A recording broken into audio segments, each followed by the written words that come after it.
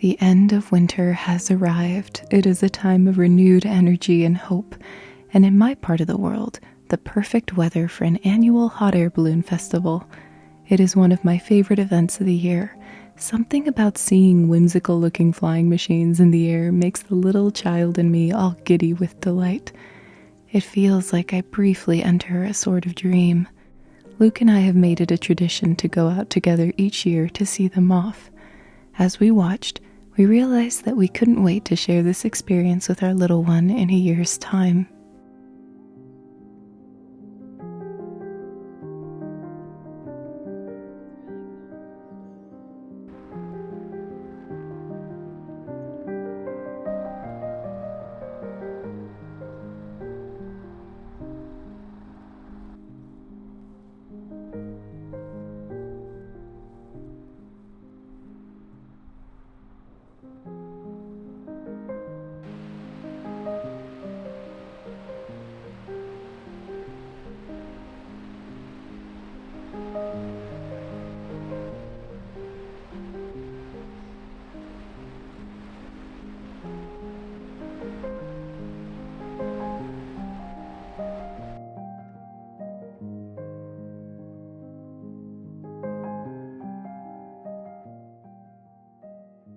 In this video, I wanted to share an observation I made years ago.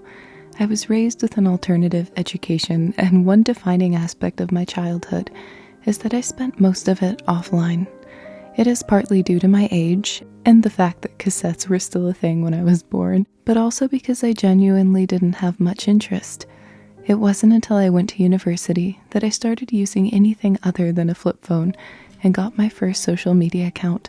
Primarily because I was trying to overcome some severe anxiety and wanted to find resources that would help me learn how to cope.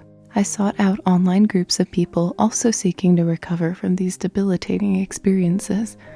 I was shocked about the sheer number of people who told me that what I was experiencing was a permanent condition. It was just the way I was.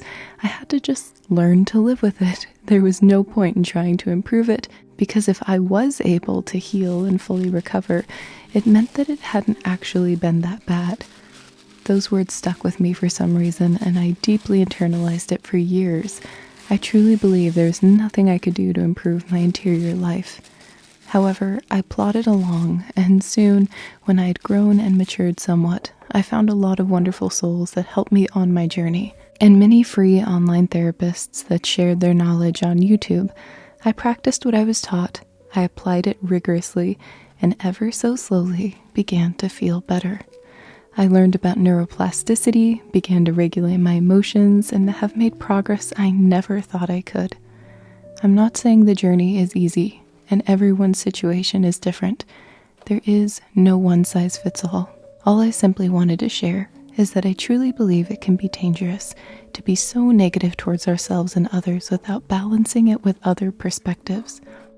It is well documented by scientists that negativity sells. It gets clicks, interaction, it's exciting and feels right somehow, though it is also proven to lead to increased anxiety and depression. And I'm not saying that this is to invalidate fear and all the terrible things going on at any given moment in the world. I'm simply speaking about how we let that knowledge affect how we treat others and ourselves.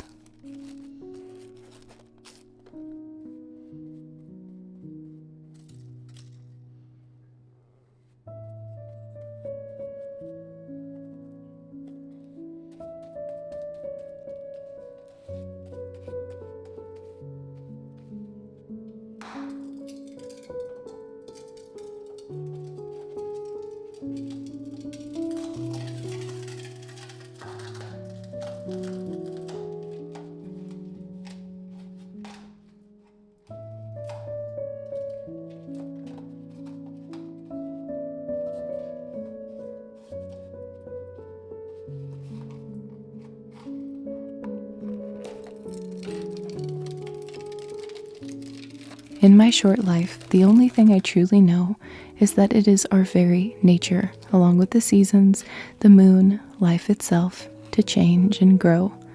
I spent so many years over-identifying with labels that were put on me, to the point that I believed that was who I was. I now describe myself as a person that experiences anxiety, like everyone else, but it is not who I am. It is not a permanent fixture in my person. That is one of the reasons I love making these videos, because if there's one message I like to repeat, is that you are capable, you are strong, and your soul desires growth and healing.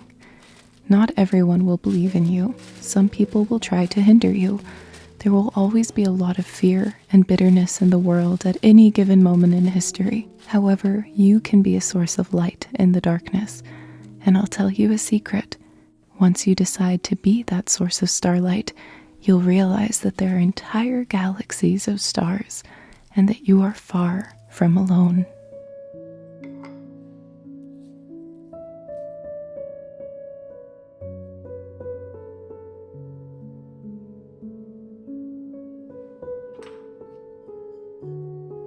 As I recovered from these natural human challenges, I slowly let more into my life.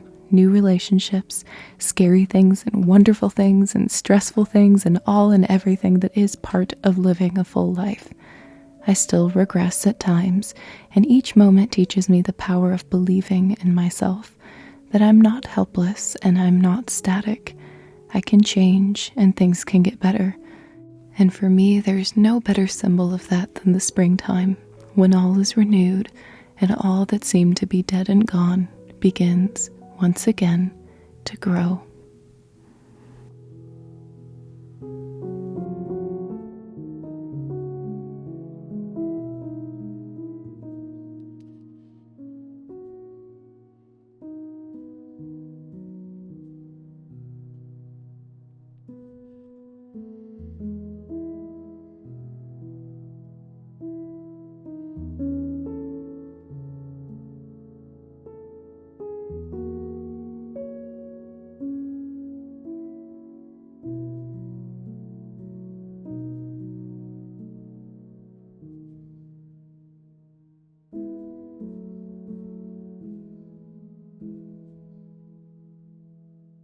I made a video a couple weeks ago about making some very big changes in regards to my career and my future, and just really making sure I was staying true to my values as a person, spurred on by the fact that every year I get older, the more consistent I am with cultivating a positive interior life and a positive interior dialogue, which is a slow, hard, but extremely rewarding journey. I find myself increasingly more at peace and just content every day, and it's such an incredible place to be. I cannot imagine where I will be in the future. I look forward to getting older and discovering and continuing on that adventure of discovery. But I've also found that an absolutely crucial part of that journey has been to become an optimist. And to clarify, it does not mean avoiding negative things. It does not mean at times feeling quite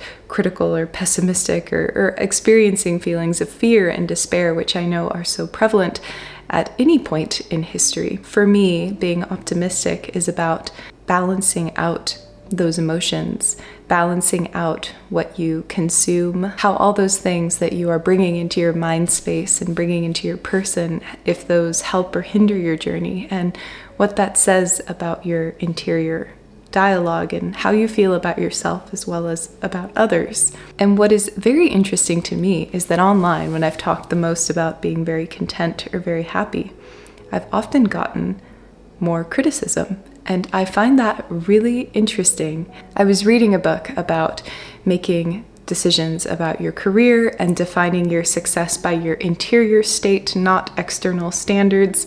And one very interesting chapter in that book talked about optimists who choose to believe in themselves, believe in their ability to be happy, believe in their ability to do hard things, people who find meaning in difficult circumstances, who are resilient in the face of suffering, and who believe in the goodness of other people and have hope for a better world and a future and believe in humanity's ability to build that and are proactive supporters of those things and treat people with kindness and compassion, people who have a very content and joyous interior life.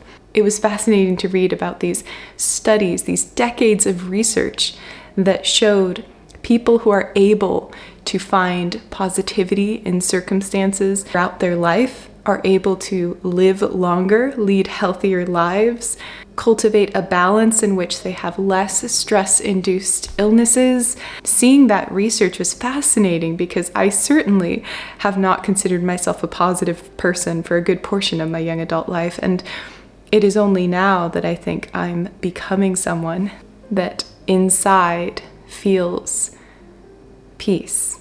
And I think it is so easy to simplify what it means to be positive and just pin it as someone who's always happy. And I don't think that is at all what positivity is. I think it is acknowledging all our emotions and choosing to nurture the emotions, the interior dialogue, the people in our lives, all these things, nurturing the things that help us instead of hinder us. Anyway, I thought I would just share that. It was something quite simple, but since I'd read that in that book, it just really struck me, as something that I want to do with my life. I want to cultivate those things because I know it brings me joy. And perhaps it's something that will resound with you.